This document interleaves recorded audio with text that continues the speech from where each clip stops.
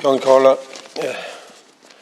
Minister, being a farmer's son and having family still in farming, I'm delighted, not before time, to see this final bill coming in front for debate.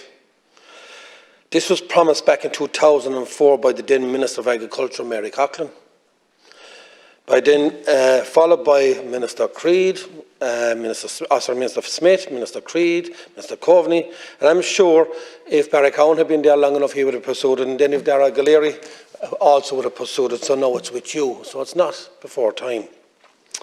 However, Minister, this regulator must have the teeth and the capability to represent the farming and the producers, or else this is a waste of time. Currently, you are looking at the debt of agriculture under the forestry, pig farming, beef cattle, horticulture and other wonderful growers of our fruit and vegetables who are exposed to the giants in their industries around the world. In addition to other food industries, there are suppliers of products who are allowed to monopolise the industry by exercising control over supply and exerting pressures. I am calling on this new regulator to ignore external pressures and work with the producers such as the meat and dairy and our fruit and vegetable growers. These are the growers who are forced to tender blind 6 months ahead regardless of environmental factors such as the energy crisis in 2022. The steps that the growers and producers have to go to get placed on the supermarkets is absolutely extraordinary. Every country around the world is getting premiums for growing produce, while the producers of vegetables and meat in this country are only getting the pittance.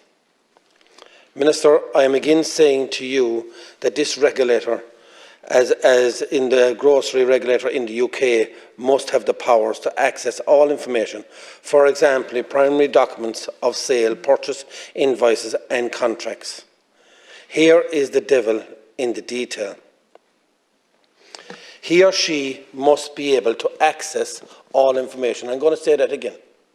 He or she must be able to access all the information. Minister, did you know that Grant Thornton were commissioned in June 21 to conduct a report for your department on the beef task force?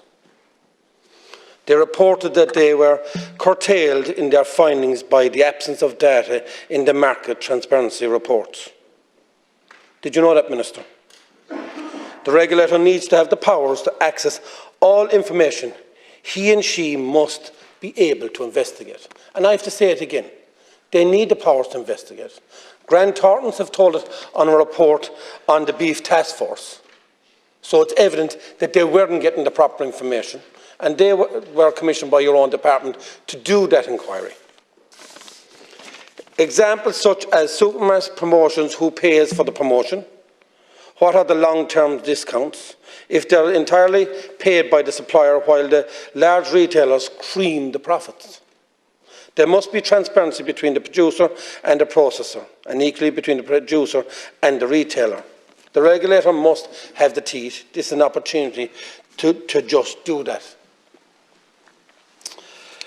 Minister, again, before Christmas, the government directed that they must release the stock, or release NORA, for the purpose of electricity generation. This also is very important to the agricultural industry. Can I ask that the power generation sector made any contribution towards NORA, or do they get away with it? After all, it's the ordinary punters such as the farmer and the producers that end up paying, and these multinationals get away with it. I'm appealing to you, Minister, that the proposed reversal of this exercise duty in February will not happen. And if you are committed to the farming industry, you will lobby your government, the same as we'll be lobbying the government, to make sure that this exercise duty is not reversed. And there will be another further taxation, not only on the farmers, but on everybody in this country, which are depending on producers and farming in this country. So again, Minister, the excise duty is up for to be reversed in February. And I'm asking you here now, on the Dáil record, to make sure that you go to your government and your government partners to make sure this is not reversed, that we make sure that this stays as it is at a minimum to keep down the fuel costs, and also that the excessive taxes that you're already taking is already enough. Everything in this country is transport. Everything that produces food in this country is fossil fuels. So you have it on the taxes already. This excise duty is only a minor concession that you've given. We can't have it reversed. And we need to make sure that it is not reversed for the future of the farming going forward. Minister, I've met you in Limerick before when you've come. You were in Kilmallock there last year, and we were in the mart, and we said at the time, and I said it at the time to you, that when we looked around the mart, it showed that there was only 4 people at that meeting under the age of 30. 2 were female and 2 were male. And the rest of the people that were in that sector were between 50 and 70 years of age. They were there. And they wanted to see that the rest of their families would take on the business of farming, which was in our blood. But it looked at the younger generation, looked at farming, that it wasn't a viable option for them to farm, because they said they'd have to work 24 hours a day, 7 days a week to make a farm viable.